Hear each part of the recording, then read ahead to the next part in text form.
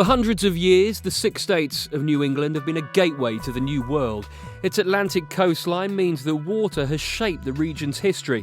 Ships making their way across the Atlantic would invariably stop here first, including perhaps the most famous one of all, the Mayflower. I think the fascination that Americans have with this ship is the perception that this is the beginning of our country, but it really does give the germ of what is the promise of what the United States becomes, and that's the land of opportunity.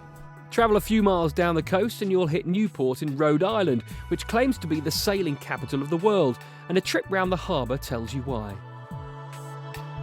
The nice thing about Newport is you can see, looking around you here, that it attracts everything from small 15, 20-foot sailboats up to the 200-300-foot mega yachts and everything in between.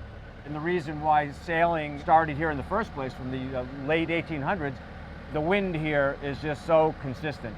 And that's why Newport still attracts all of these small and large sailing events. This summer we had the America's Cup World Series that was held here. Every day of that race was just spectacular. In fact, you can visit the home of a famous America's Cup yachtsman. Harold Vanderbilt was once the owner of Marble House, one of the town's famous Newport mansions. Marble House was built as a summer cottage for William and Alva Vanderbilt. And she was a leading society hostess of the time, and she was determined to build the most beautiful house, the most opulent house, and a place that would cement the family's place in American society. This house certainly did that. Harold Sterling Vanderbilt was the Vanderbilt's youngest son. He grew up and became one of America's great sailors.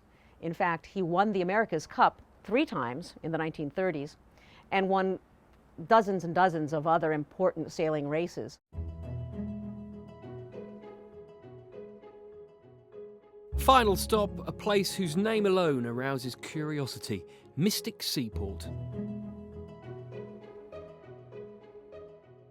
This is Mystic Seaport, the Museum of America and the Sea, which is the largest maritime museum in America.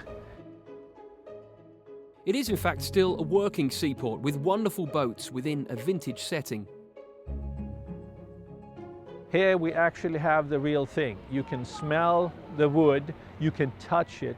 The total collection of vessels that we have, of watercraft, is slightly more than 500. A fraction of them we have on the grounds, docked along the Mystic River. We try to tie it together for our visitors to get an understanding how the sea has improved the life of the Americans. Mystic Seaport really is a fascinating place. They've got the authenticity down to a T here. The sights, even the sounds. Anyway, as they say in the world of show business, end on a song.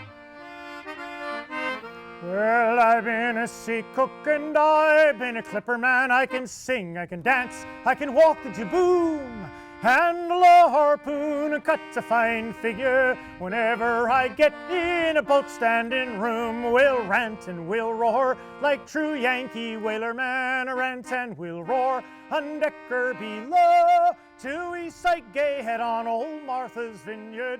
Straight up the channel to New Bedford we'll go.